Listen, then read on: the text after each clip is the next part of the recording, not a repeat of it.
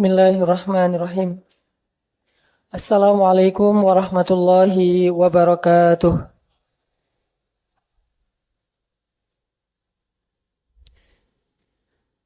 Alhamdulillahirabbil alamin. Alhamdulillahilladzi arsala rasulahu bil huda wa dinil haq liyuzhirahu 'alad dini kullih wa kafa billahi syahida. Asyhadu an la ilaha illallah wahdahu la syarika lah, lahul mulku wa lahul hamd wa huwa ala kulli syai'in qadir. Wa asyhadu anna Muhammadan abduhu wa rasuluhu la nabiyya ba'dah. Radina billahi rabba wa bi Muhammadin nabiyya wa bil islami dina. Rabbi syrah li sadri wa yassir li amri wahlul 'uqdatan min lisani yafqahu qawli. Allahumma salli wa sallim wa barik ala sayyidina wa habibina wa maulana Muhammadin wa ala alihi wa sahbihi ajma'in.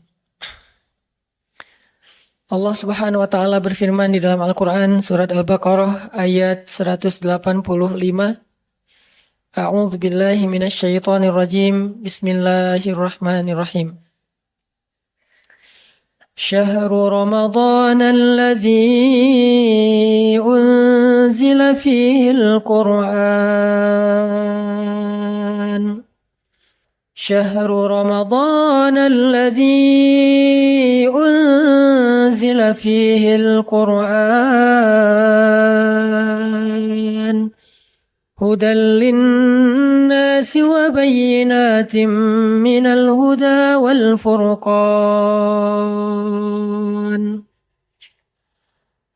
Bulan Ramadan adalah bulan yang di dalamnya Allah turunkan Al-Quran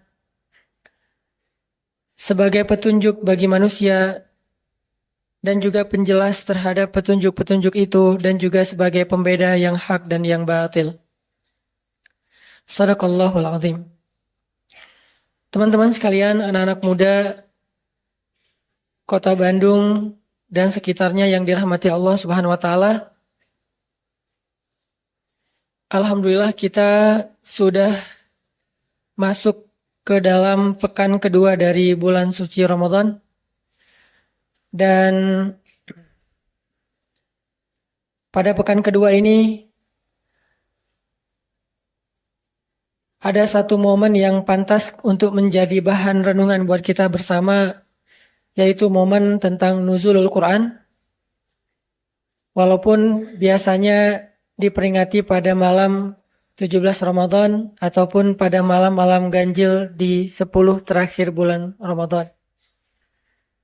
Sebagaimana firman Allah Subhanahu wa taala di dalam surat Al-Baqarah tadi, bahwa bulan Ramadan itu salah satu di antara peristiwa besar yang terjadi di dalamnya adalah peristiwa nuzulul Quran. Allah turunkan di dalamnya Al-Quran. Dan di sini ada satu renungan buat kita, bahwa di bulan Ramadan Rasulullah Shallallahu Alaihi Wasallam biasanya menambah porsi tilawah dan murajaah Al-Quran beliau. Kalau di bulan-bulan yang lain Rasulullah Shallallahu Alaihi Wasallam didatangi oleh Jibril untuk menyampaikan wahyu, maka di bulan Ramadan, Jibril datang bukan sekedar menyampaikan wahyu, tetapi juga mereview, murajaah kembali hafalan dan qiraah Nabi terhadap Al-Quran. Sehingga bulan Ramadan identik dengan satu ritual, yaitu tadarus Al-Quran. Jadi tadarus Al-Quran ini bukan sekedar culture Indonesia, bukan sekedar budaya orang Indonesia di bulan Ramadan. Istilahnya saja yang lebih terkesan Indonesia banget. Sehingga kita tidak boleh terkecoh dengan istilah. Sekarang umat Islam, salah satu challenge-nya adalah kita terlalu terjebak di dalam penamaan istilah-istilah. Padahal sebagian besar dari istilah-istilah yang kita kenal hari ini itu bukan berasal dari zaman Nabi, tetapi dari zaman para ulama. Means ulama yang memberikan nama istilah tersebut. Sehingga istilah-istilah ini kadang bisa dirubah dalam bahasa terjemah, bisa juga diganti sesuai dengan konteks pada masa atau pada tempat yang berbeda. Sama dengan istilah murojaah Al-Quran atau istilah tilawah Al-Quran, maka di Indonesia diistilahkan dengan tadarusan, yang diawali dengan kata tadarus, kemudian menjadi tadarusan. Jadi tadarusan bukan hanya culture, bukan hanya budaya orang Indonesia. Tadarusan itu adalah salah satu di antara kebiasaan Nabi di bulan Ramadan. Bahkan di bulan Ramadan biasanya Jibril akan turun 2 kali untuk tadarusan bersama Rasulullah SAW. Walaupun mungkin teman-teman belum pernah mendengar istilah Jibril tadarusan dengan Nabi. Inilah yang membuat saya kadang-kadang kurang dimengerti. Sering menggunakan istilah yang sebetulnya itu adalah terjemah. Istilah terjemah dari istilah yang udah common di masyarakat. Kita biasanya menggunakan istilah kalau kita pun membaca hadis. Ketika Jibril alaihissalam turun di bulan Ramadan, maka Jibril memurajaah bacaan dan hafalan Nabi SAW.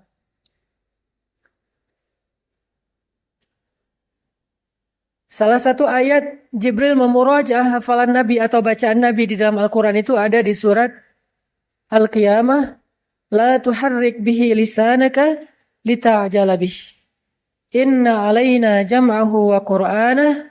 Fa'idha qara'nahu fattabi' qur'anah. Thumma inna alaina bayanah.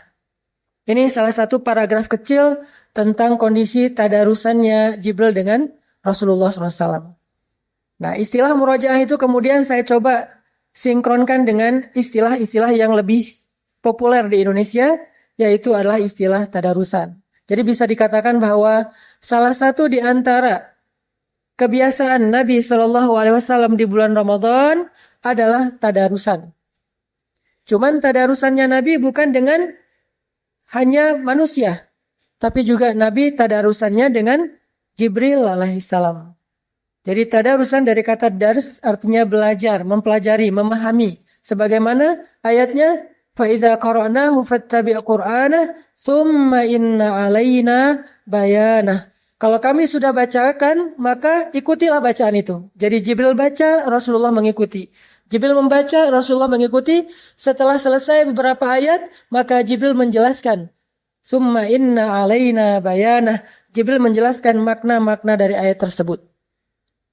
Berarti culture tadarusan adalah salah satu di antara culture yang nyunnah, hanya beda istilah. Jadi untuk dikenal atau untuk dilihat bahwa ini sesuatu yang sunnah atau tidak, kita tidak boleh hanya melihat dari istilahnya, tapi coba perhatikan prakteknya. Ada beberapa istilah yang di kita itu kadang-kadang dianggap aneh dan bid'ah. Padahal kadang istilah itu justru ada di dalam Al-Quran. Contohnya istilah atau sebuah ritual istighosah. Ada sebagian orang atau kaum muslimin yang menganggap istighosah ini bid'ah. Padahal istighosah adalah istilah yang jelas-jelas diksinya disebutkan di dalam Al-Quran. Di surat Al-Anfal. Di surat Al-Anfal. Fastajabalakum. Ketika kalian beristighosah kepada Rob kalian. Ada kata istighosah dalam bahasa, dalam bentuk kalimat kata kerja, verb, yaitu tastaghithun. Berarti istighosah bukan bid'ah. Istighosah itu bukan hanya sunnah Nabi, tetapi juga ajaran yang disebutkan di dalam Al-Quran dan kemudian diperjelas di dalam As-Sunnah. Sehingga tidak boleh kita terlalu gampang untuk menyimpulkan suatu hukum berdasarkan istilah. Karena secara kaidah fikih, hukum itu tidak terikat dengan nama, tapi dia terikat dengan prakteknya atau amalnya. Kadang-kadang kita langsung mengatakan haram. Makanya ada yang nanya ke saya, Ustaz, apa hukum pacaran? Saya tanya dulu, pacarannya gimana? Kalau pacarannya setelah nikah, maka halal. Ya, istilahnya pacaran, tetapi kalau setelah nikah, namanya bukan pacaran, Ustaz. Justru Islam mengajarkan pacaran itu setelah nikah. Ini coba kita telisik lagi. Arti pacaran itu apa? Berkasih sayang. Waja'ala bainakum mawaddatan warahmah. Dan Allah menjadikan di antara kalian itu ada kasih dan sayang. Kapan dijadikan kasih dan sayang itu? Setelah saya terima nikahnya. Muncullah kasih sayang. Sebelum terima nikahnya munculnya apa? Bukan kasih sayang. Yang muncul adalah penasaran. Yang muncul itu kepo. Yang muncul itu semangat stalking. Tapi belum bisa berkasih sayang. Karena nggak boleh ngasih sayangnya. Belum boleh dikasih sayang. Baru boleh dikasih kepoan. Pakai akun yang lain biar nggak ketahuan gitu kan.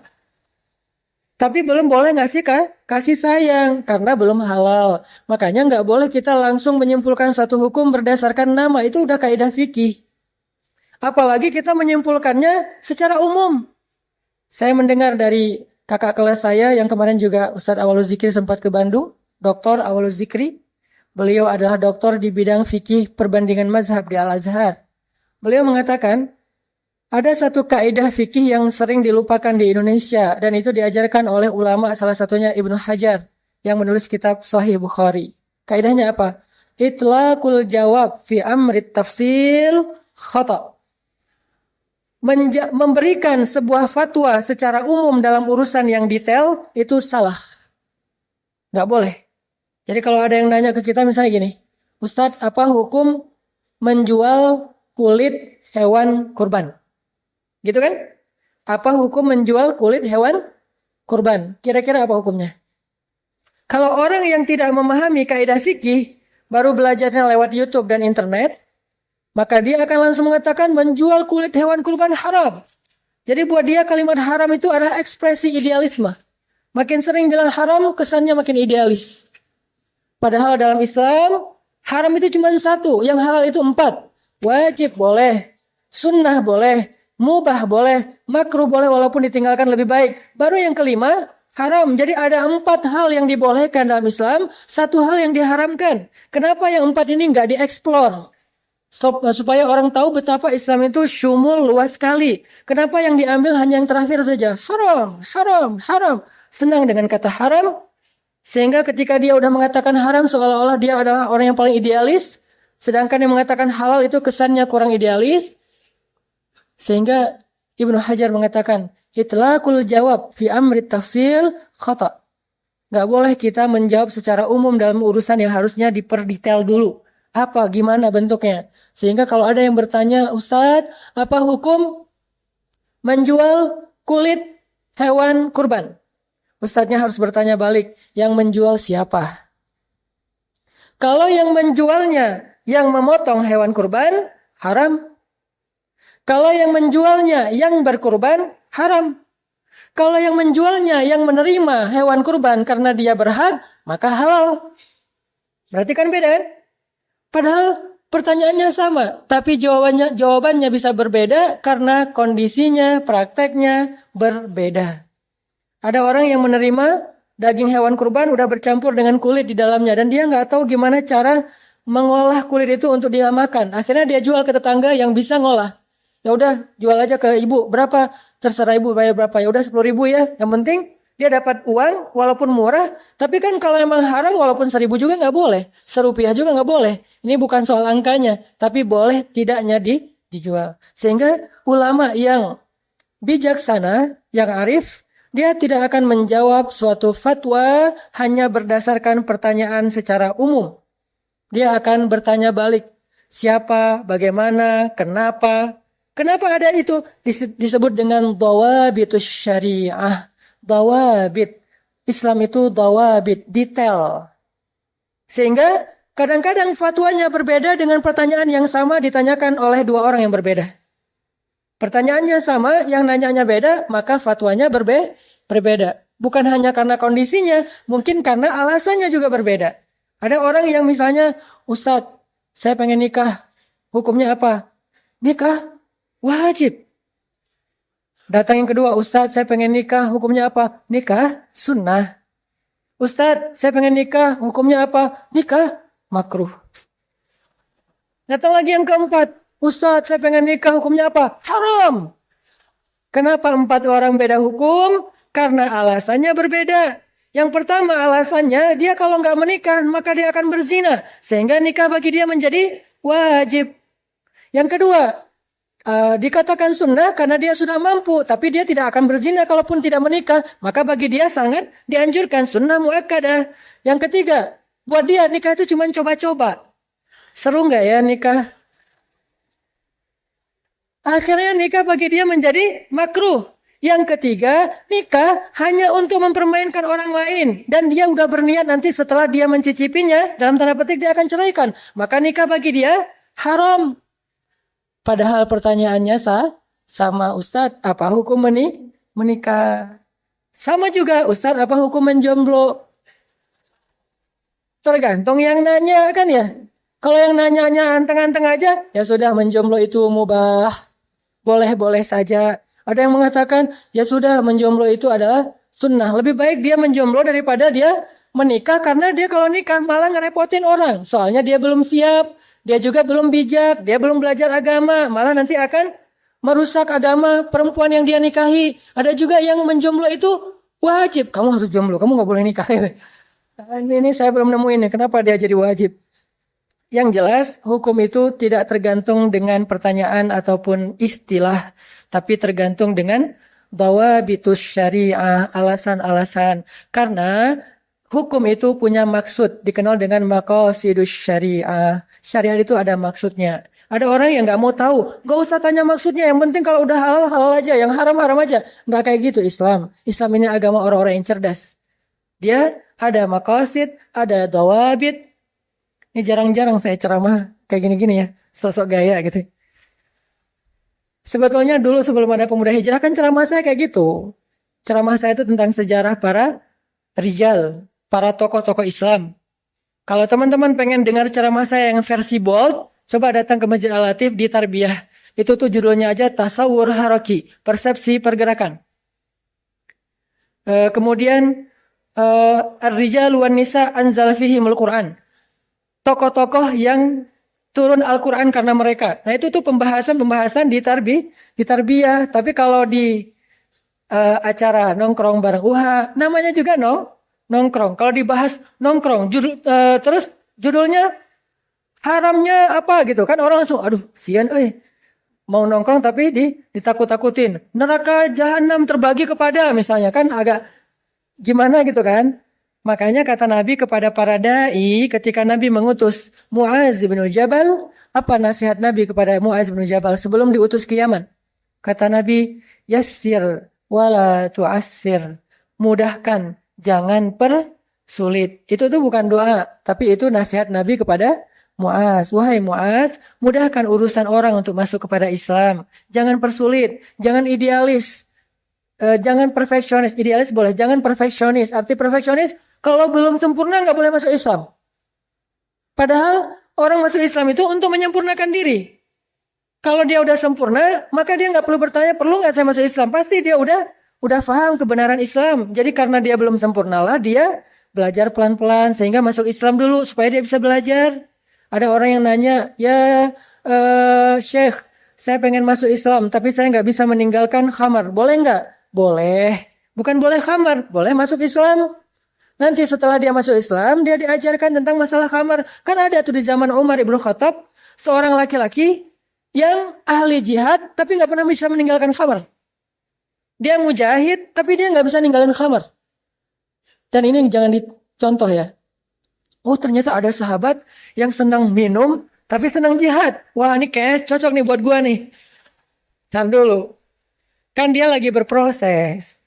Yang udah di masjid jangan keluar lagi. Yang di luar masjid pelan-pelan diajak ke dalam. Yang udah di masjid jangan niru yang di luar. Wah kayaknya lebih seru di luar daripada di dalam. Saya nyesel terlalu cepat masuk. Mending di belakang di luar aja lama-lama. Nanti juga masuk sendiri. Jangan. Yang udah di sini kan was-sabiqun as-sabiqun. As-sabiqun al-awwalun. Kan selalu ada kaidah itu kan. Siapa yang lebih dulu masuk Islam. Siapa yang lebih dulu berhijrah. Siapa yang lebih dulu dalam kebaikan. Maka was-sabiquna fid dunya fahumus sabiquna fil akhirah. Itu ayatnya. Was-sabiquna sabiqun. 2 kali kata sabiqun. Yang satu di dunia, yang satu di akhirat. Cuman Allah nggak membuat detail. Itulah bahasa Al-Quran yang umum. Was-sabiquna as-sabiqun. Artinya apa? Yang duluan dan duluan, gitu kan? Maksudnya, was-sabiquna fid dunya fahumus sabiquna fil akhirah. Orang yang di dunia duluan dalam kebaikan, nanti dia di akhirat duluan ke surga. Jadi yang udah hijrah jangan nyesel. Aduh nyesel udah terlalu awal hijrah jadi udah gak bisa seru-seruan. Siapa bilang setelah hijrah gak bisa seru-seruan?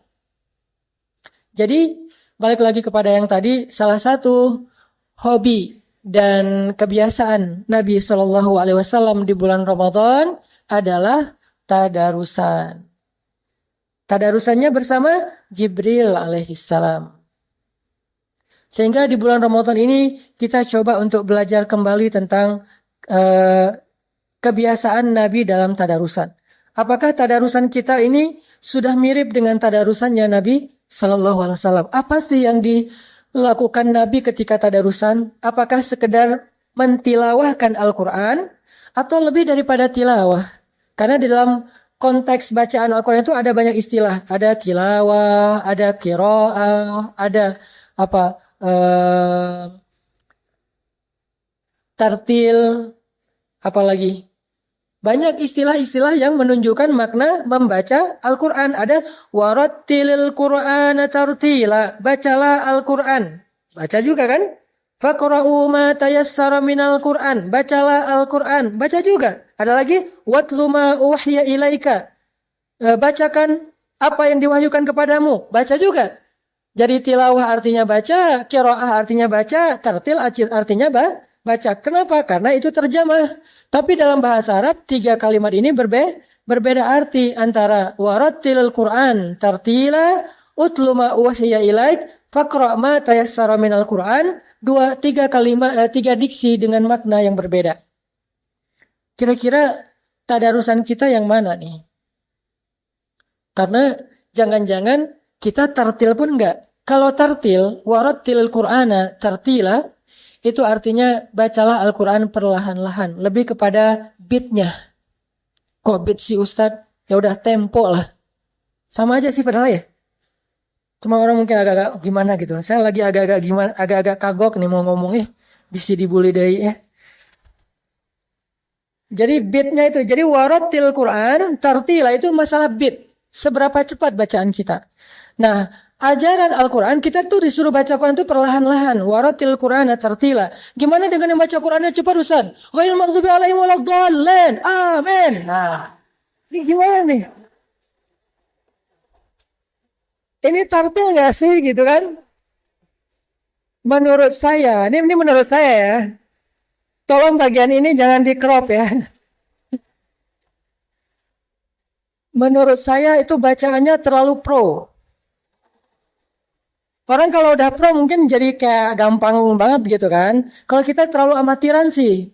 Makanya kita baca Quran itu pelan-pelan soalnya masih amatiran. Kalau mereka kan udah pro, bacanya cepet-cepet. Waladhdallin, terus makmumnya juga pro, aminnya. Amin. Weh. Kan pro banget kan? Kalau kita kan amatiran. Jadi amin kita tuh amin. Kok pelan banget sih? Ya gue baru belajar sih. Makanya ada teman saya dulu tuh pas kita lagi belajar pedal di Batu Karas, lagi belajar kayak surfingan lah. Itu tuh kita pas waktunya sholat asar kan mendarat dulu tuh. Taruh papan, kita wudhu. Kita lagi wudhu, ada teman kita udah selesai sholat. Padahal mulai wudhunya bareng. Kita belum selesai wudhu, dia udah selesai sholat. Ditanya sama temennya, lo kok cepet banget sholatnya? Beda kalau udah pro.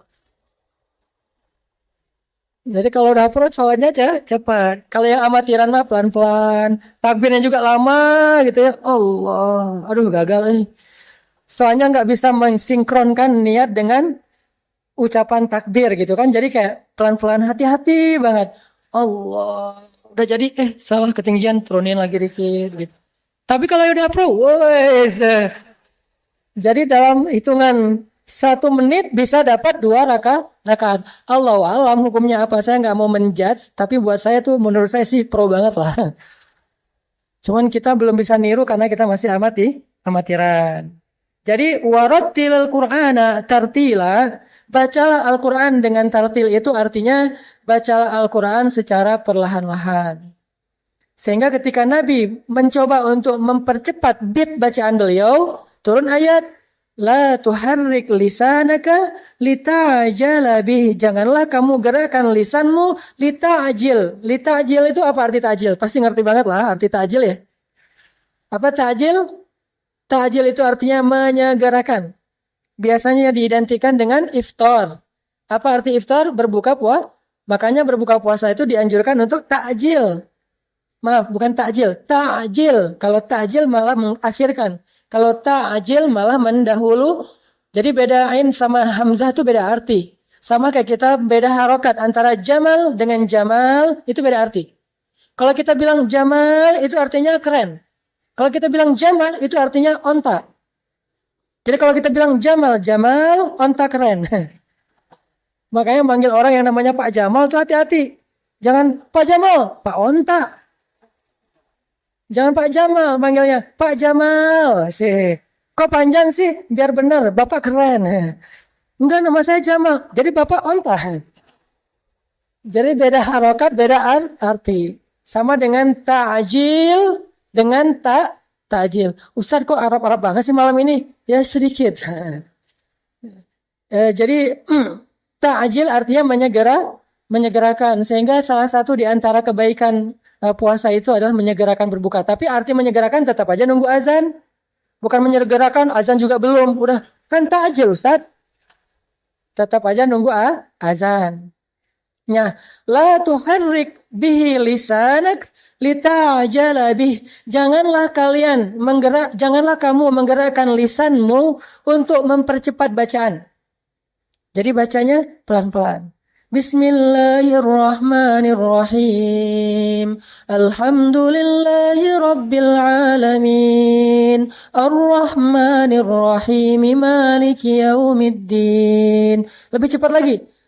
Iyyaka na'budu wa iyyaka nasta'in. Ihdinas siratal mustaqim. Siratal ladzina an'amta 'alaihim ghairil maghdubi 'alaihim waladdallin. Itu udah paling cepat. Lebih cepat lagi. Alif lam mim dzalikal qur'an. Amin.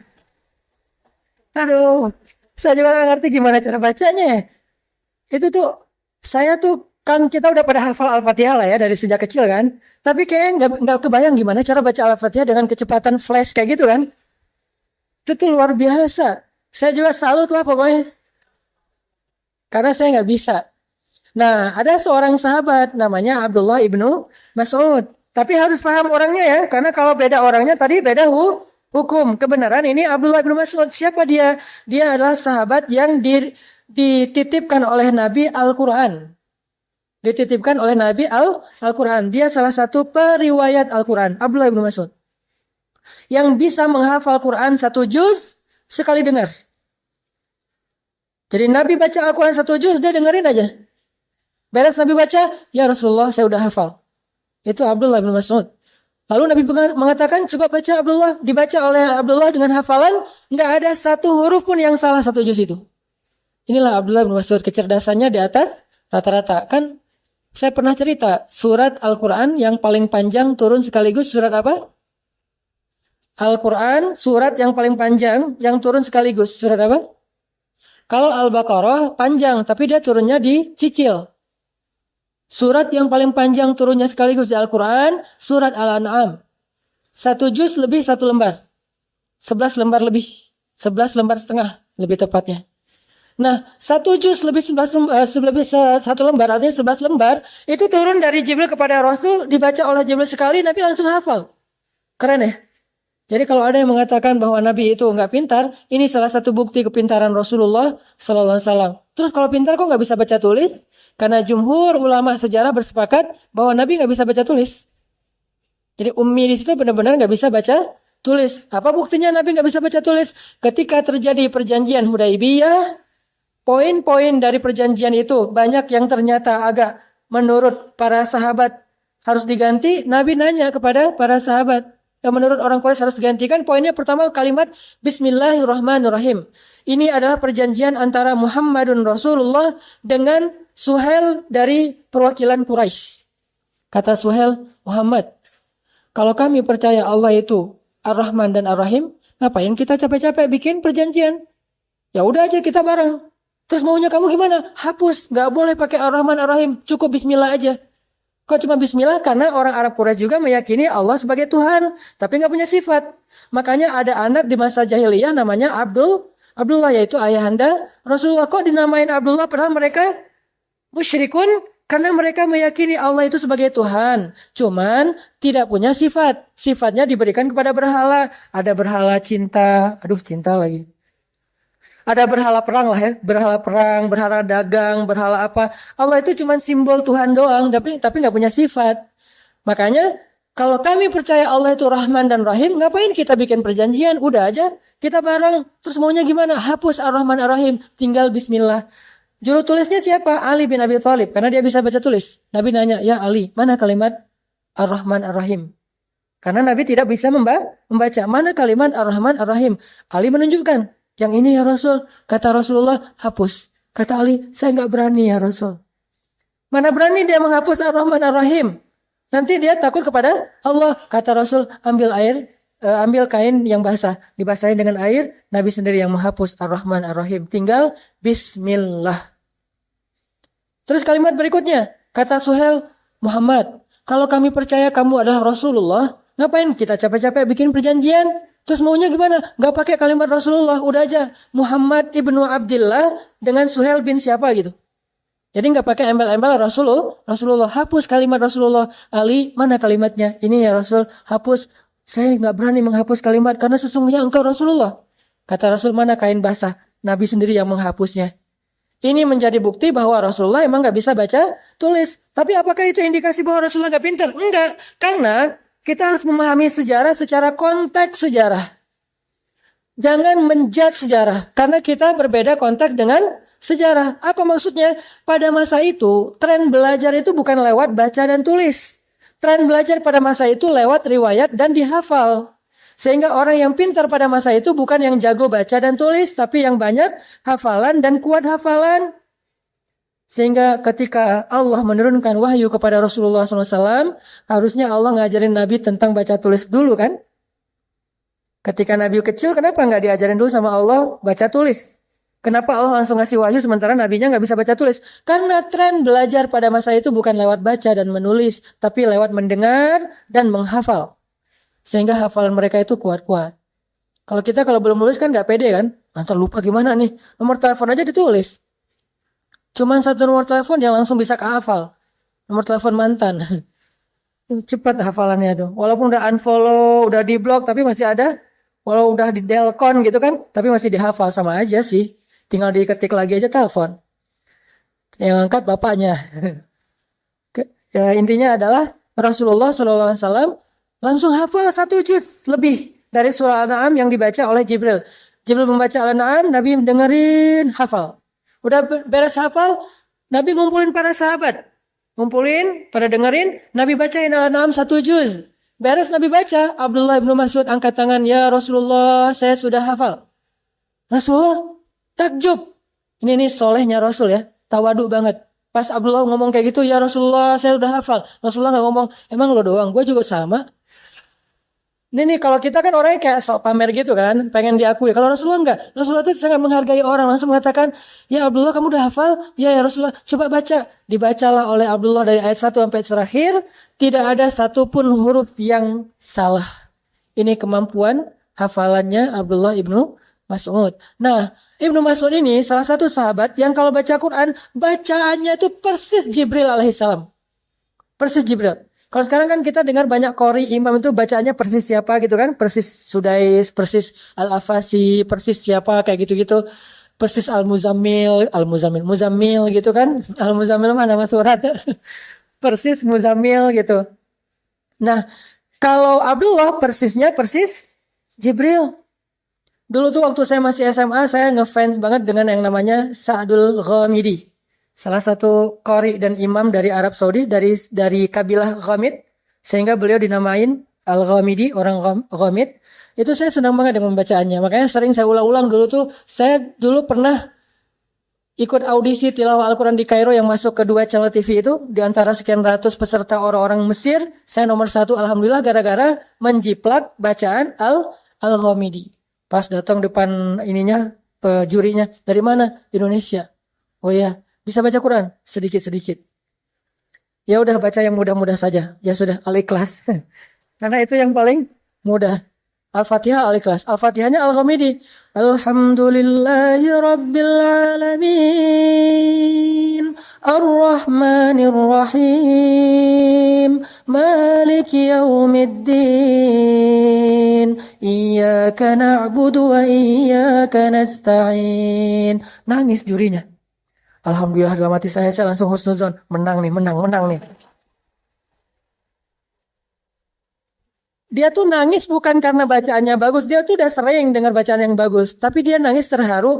Kok ada orang Indonesia bacanya bisa kayak gini menurut dia. Dia pikir orang Indonesia itu kan orang asing ya.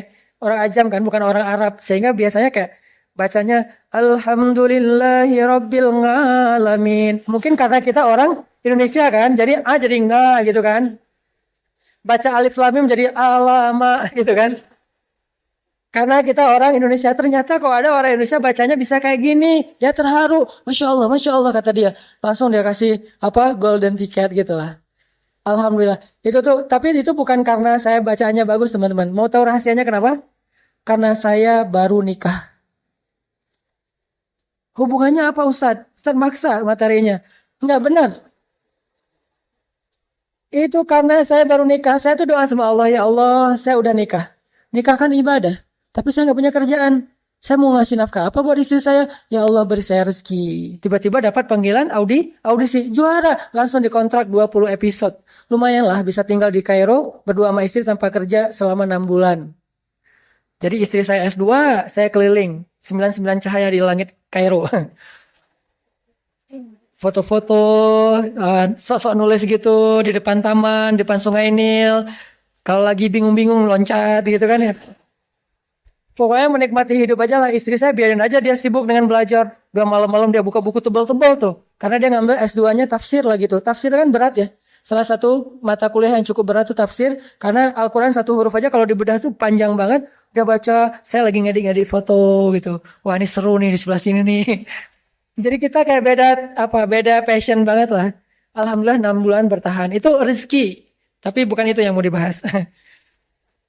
Abdullah bin Mas'ud bacanya seperti Jibril. Dan suatu saat Abdullah bin Mas'ud bilang gini ke Rasulullah. Ya Rasulullah, saya itu bisa mengkhatamkan Al-Quran sehari 1 kali. Kata Nabi, ya Abdullah, jangan. Kalau gitu 2 hari 1 kali khatam. Kata Rasulullah, jangan. Kalau gitu 3 hari 1 kali khatam. Ya udah segitu. Tapi kalau bisa jangan lebih dari itu. Maksudnya apa? Kok bisa 1 hari sekali pengen khatam Al-Quran? Rasulullah larang. Karena kalau sampai kurang dari 3 hari khatam, berarti dia tidak qiraah. Soalnya dia baru murojaah nggak akan faham. Terlalu cepat. Ini mirip dengan cerita seorang anak muda di zaman Nabi itu yang sholatnya cepat banget kan? Yang tadi pro banget. Sehingga kata Nabi, sholat lagi kamu belum sholat. Terus dia sholat lagi, cepat lagi. Sholat lagi kamu belum sholat. Sama, jangan baca Quran khatam kurang dari 3 hari. Karena kalau kurang dari 3 hari, berarti bacaannya tidak sempat ditadabbur. Gimana dengan para hafiz Quran Ustaz? Itu beda, karena mereka murojaah. Saya punya seorang guru, anggota dewan di Jakarta. Beliau murojaah Al-Quran sehari itu 10 juz.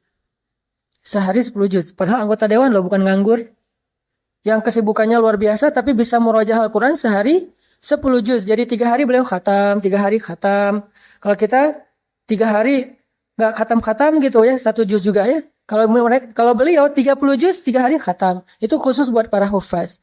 Nah, balik lagi kepada hobi Nabi tadarusan. Jadi walaupun Nabi di bulan Ramadan semangat membaca Al-Quran, bukan mengejar hanya jumlah ayat dan juz. Tetapi kata Jibril, kata Allah, waratil Qur'ana tartila la tuharrik bihi lisanaka lita'jala bih. Nabi juga mencoba untuk memahami ayatnya. Sehingga saya mau mengajak teman-teman semuanya dalam hubungan kita dengan Al-Quran, coba bikin 2 target sekarang. 1 target khatam, mungkin sehari 1 juz, sehari setengah juz kalau di luar Ramadan, sehingga 2 bulan sekali khatam. Kalau di Ramadan 1 juz, supaya akhir Ramadan kita bisa doa khatam Al-Quran di akhir Ramadan. Itu target khatam. Bikin lagi 1 target faham. Target faham dan amal. Nah, kalau targetnya faham dan mengamalkan, itu bisa jadi sebulan 1 ayat. Bisa jadi sebulan cuman 1 ayat. Karena ada contoh, dulu Umar bin Khattab mengkhatamkan surat Al-Baqarah itu 12 tahun. Mengkhatamkan surat Al-Baqarah 12 tahun. Khatam yang kayak gimana maksudnya Ustaz? Kalau tilawah pasti cepat banget. Umar kan semangat baca Al-Quran. Kenapa bisa 12 tahun? Bukan tilawah, tapi qiraah. Bedanya, kalau tilawah hanya membaca hurufnya dan tetap berpahala pastinya karena 1 huruf 10 kebaikan. Tapi kalau qiraah, dia mencoba untuk memahami, mentadaburi, mengamalkan. Mulai dari mentadaburi sampai mengamalkan. Sehingga setelah 12 tahun, maka tidak ada lagi 1 pun ayat di dalam surat Al-Baqarah yang belum diamalkan oleh Umar bin Khattab. Jadi untuk mengamalkan Al-Baqarah butuh waktu 12 tahun. Sehingga kalau kita baca di surat Al-Baqarah ayat mana aja, itu pasti sudah pernah diamalin sama Umar bin Khattab. Sekarang kita, selain udah khatam Al-Quran beberapa kali, kira-kira udah sampai di mana qiraah Al-Quran kita? Kalau tilawah kita mungkin udah berulang kali ya. Udah tawaf berkali-kali nih tilawah. Tapi qiraah kita udah sampai di mana? Dimulai dari Al-Fatihah, kemudian Al-Baqarah, atau mungkin nggak berurutan, tapi tematik sesuai dengan masalah. Kalau lagi misalnya masalah pekerjaan, nanti ada ayat-ayat tentang pekerjaan di surat Al-Jumu'ah ada. Masalah jam kerja ada di surat Al-Baqarah juga. Masalah riba, transaksi, akad, utang, piutang, apalagi saksi segala macam. Nah, udah berapa ayat yang kita tadabbur dan amalkan dari Al-Quran? Inilah yang akan menentukan kita itu ahlul Quran atau bukan. Kalau tilawah Al-Quran saja, maka kita berada di ring 3 dari antara dalam hubungan kita dengan Al-Quran. Termasuk orang ring 3 dengan Al-Quran, bukan ring 1. Kalau cuman tilawah. Kalau sudah menghafal, memahami, udah ring 2. Kalau udah mengamalkan, itu orang yang ring 1-nya Al-Quran. Akrab banget sama Al-Quran. Dan itu disebut dengan Ahlul Quran. Dan Ahlul Quran disebut juga dengan Ahlullahi wa khassatuh. Keluarga Allah dan orang-orang yang istimewa di sisi Allah. Orang ring 1 inilah yang nanti di padang mahsyar ketika bangkit dijemput sama geng malaikat. Namanya geng malaikat Safaroh. Jadi ada grup malaikat, nama grupnya itu Safaroh. Apa malaikat Safaroh? Safaroh itu safir. Safir itu artinya duta, ambasador.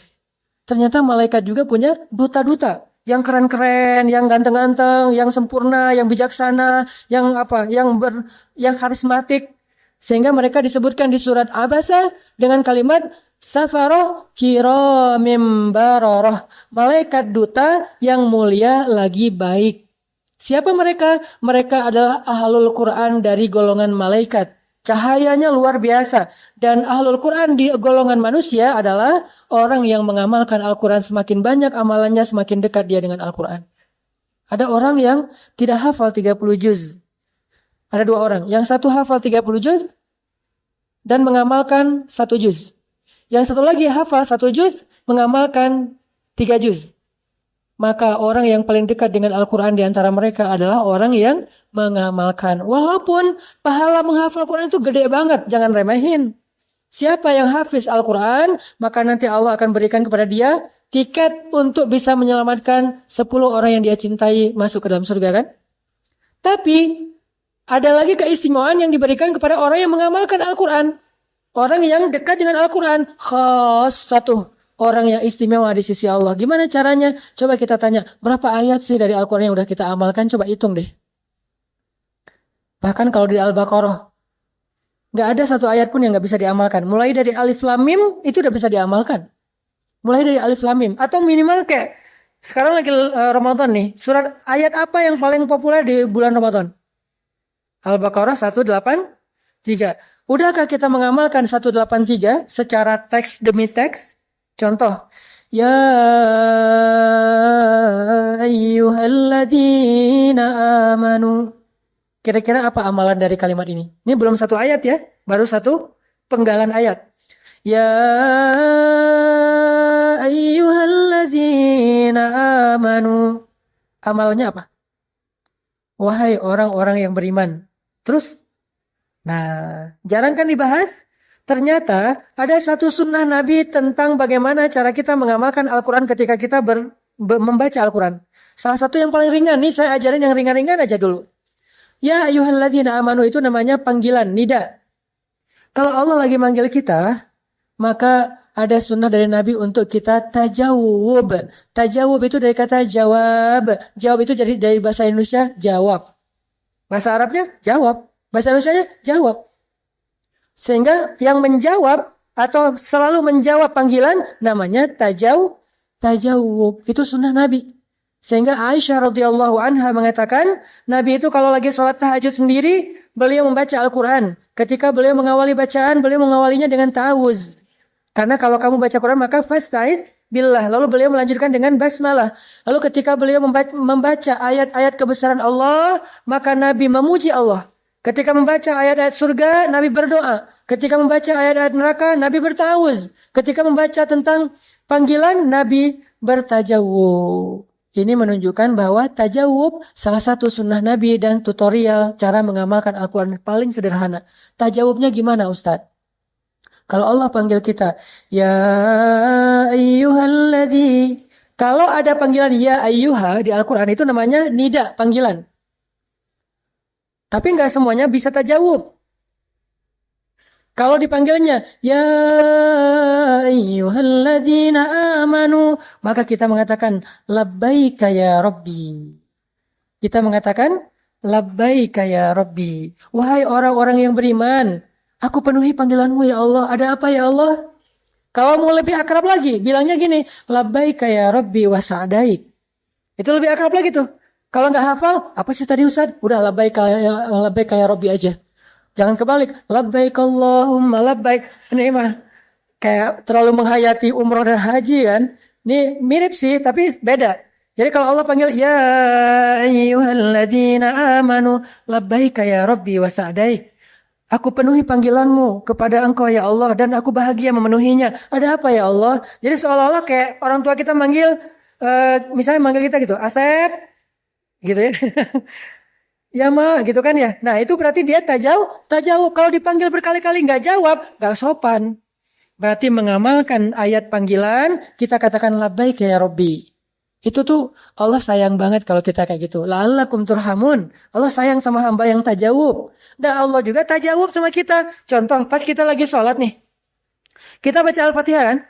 Alhamdulillahi Rabbil Alamin. Allah tajawub. Kata Allah, malaikat, hambaku memuji aku. Ar-Rahmanir Rahim. Hambaku menyanjungku. Maliki yaumiddin. Hambaku mengagungkan aku. Iyyaka na'budu wa iyyaka nasta'in. Itu antara aku dengan hambaku loh ya. Jadi Allah tuh kayak chat gitu kan sama kita kan. Nah, gimana cara kita chat dengan Allah ketika Allah berfirman, ya ayyuhalladzina amanu. Nanti kalau dalam sholat dengerin imam baca itu, maka ucapkan dengan pelan. Tapi jangan labbaik, jangan. Itu ngasih kode. Maksudnya imam buruan atuh. Jadi labbaik ya Rabbi dalam hati kita atau dalam lisan labbaik ya Rabbi. Itu tuh pasti khusyuk sholatnya. Makanya kalau kita tahu beberapa trik kecil terhadap imam baca ya, jangan buru-buru jawabnya, takutnya ya ayyuhal kafirun. Masa labbaik? Aku penuhi Allah, emang kita kafir? Nah, dengerin dulu yang jelas. Kalau ya ayyuhalladzina amanu oke. Kalau munafikun jangan. Kalau kafirun jangan. Tapi kalau ya ayyuhan nas masih mending lah ya. Wahai manusia atau ya ibadi. Walaupun ada pemukanya sih. Kul ya ibadiyalladzina asrafu ala anfusihim. Kita langsung labbaika ya Rabbi. Kita merasa sebagai pendosa. Dan Allah lagi manggil kita nih. Qul ya ibadi alladzina asrafu ala anfusihim labbaika ya Rabbi wa sa'daik. Allah panggil saya. Karena saya pendosa, Allah panggil saya, Allah pengen ngampunin dosa saya penuhi ya Allah, saya penuhi panggilan Engkau. Kan gitu kan? Jadi kita tuh sibuk di dalam sholat, gak mikir yang lain-lain, gak sempat ngahulang, karena kita lagi chat. Tapi coba kalau misalnya kita tuh dengerin aja sambil berdirinya sebelah kaki gitu kan. Sesekali gerak ke sini, sekali gini. Udah kayak orang bumerang gitu. Gitu. Lama-lama jadi bumerang ya. Kalau kayak gitu nggak bakalan khusyuk. Biar khusyuk kita kayak apa namanya? Ya aktif gitu. Jadi respon. Allah ngomong apa, kita respon. Allah ngomong apa, kita respon. Emang kayak gitu sunnah Nabi. Sehingga kalau ya ayyuhalladzina labbaik ya rabbi. Nah, biasanya setelah nida, setelah panggilan itu suka ada perintah. Atau suka ada larangan antara perintah atau larangan. Nah, jawabannya apa? Sami'na wa ata'na. Ngomong gitu aja dulu walaupun kita belum ngamalin. Karena itu akan mensugesti kita buat ngamalin. Misalnya Allah bilang, "Qul ya ibadiyalladzina asrafu ala anfusihim labbaika ya rabbi wa sa'daik. La taqnatu min rahmatillah. Sami'na wa ata'na." Gitu. Walaupun gak harus gitu-gitu sih. Maksudnya dalam hati gitu ya. Jadi kita kayak aktif banget gitu sama Allah lagi chat. Jadi gak ada yang bisa ganggu. Ya siap Allah, siap Allah. Atau siap. Itu mah di luar sholat lah ya. Jangan di dalam sholat. Ini menunjukkan kalau kita itu orangnya kayak seru gitu. Kan kalau kita chat sama temen, tektokan gitu. Kalau seru kan kita juga jadi kayak semangat kan. Allah jangan dicuekin. Allah ngomong panjang lebar kita diem aja. Pas sudah beres salat, tadi imam baca surat apa ya? Nggak ngerti lah gitu. Ada yang lebih parah, saya pernah ngimamin di sebuah masjid di daerah pelosok ya. Di sebuah pelosok, nggak tahu nggak usah disebut di mana. Salat taraweh bacanya di juz-juz yang di tengah, bukan Alhaakumut Takatsur atau Al-Asr. Saya bacanya Kaf Ha Ya Ain Shad, surat favorit saya, surat Maryam. Besoknya muncul gosip. Besok-besok jangan sholat bareng orang itu lagi. Kenapa? Qurannya meni beda. Ternyata kalau bukan At-Takasur dikira bukan Quran. Jadi menurut mereka yang saya baca itu bukan Quran, saking mungkin awam ya, nggak ngerti. Nah, jadi kayak misalnya kalau kita dengan Allah itu akrab, dengan Allah itu chatnya tuh aktif, nanti begitu kita panggil Allah, ya Rabbi, Abdi, hal min dhi hajah? Abdi, hal min taib? Hambaku, kenapa? Ada apa? Kamu butuh masalah? Ada masalah? Kamu pengen taubat? Gitu Allah ke kita. Gara-gara kita sering, ya ayyuhalladzina amanu labbaika ya Rabbi. Kita panggil, ya Rabbi, Abdi, kata Allah. Karena kita udah sering tektokan nama Allah. Itu cara paling sederhana ngamalin Al-Quran.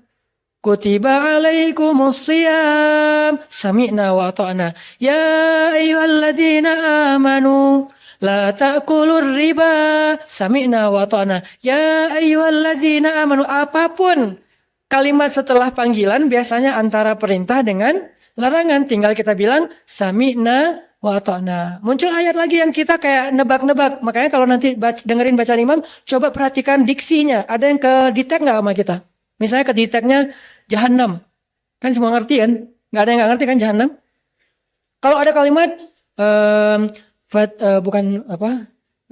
Jahannam lah pokoknya. Atau kalau yang lebih seringnya bukan Jahannam, nar. Nar kan? Naruka jadi bahasa Indonesia. Neraka. Maksa.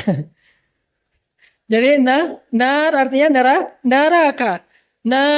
Fattakun narol lati waquduhan nasu wal hijarah. Kalau kita dengar kata nar, kita dengan kata jahannam, maka kita dalam hati mengatakan a'udzubillahi min dzalik atau Allahumma inni a'udzubika min adzabi jahannam. Kalau kita hafal, kita boleh baca Allahumma inni a'udzubika min adzabi jahannam. Kalau dengar kata jannatin, pasti kenal dong. Tajri min tahtihal anhar. Langsung bilang Allahumma inni as'alukal jannah. Allahumma inni as'aluka jannatal firdausal a'la. Ya Allah beri saya surga firdaus yang paling tinggi. Gitu dan kita bermuamalah dengan Al-Quran. Masih banyak sih yang perlu dibedah, tapi karena keterbatasan waktu kita, insya Allah istiqomahlah hadir dalam kajian-kajian kita, walaupun kita tidak secara serius membedah teks, tapi insya Allah konten kita itu tidak ada bedanya dengan teman-teman kita yang di kuliah atau yang di pesantren, cuman dengan bahasa yang lebih santai. Tapi kontennya sama, substansinya sama insya Allah, sehingga kita bisa menambah iman dan memperbaiki amal. Allahumma inna nas'aluka ridhaka wal jannah, wa na'udzubika min sakhatika wan nar. Allahumma ja'alil Qur'ana hujjatan lana la alaina. Allahumma nawwir qulubana bil Qur'an. Allahumma zid imanana bil Qur'an. Allahumma aslih a'malana bil Qur'an. Allahumma ahsin khuluqana bil Qur'an. Allahumma alif baina qulubina bil Qur'an. Allahumma syrah sudurana bil Qur'an. Allahumma ja'alil Qur'ana rabi'a qulubina wa nuran fi sudurina wa hudan wa bayanan fi hayatina. Rabbana atina fid dunya hasanah wa fil akhirati hasanah wa qina adzabannar. Yuk kita lanjutkan dengan sholat tarawih dua rakaat 1 kali salam. Barakallahu fikum.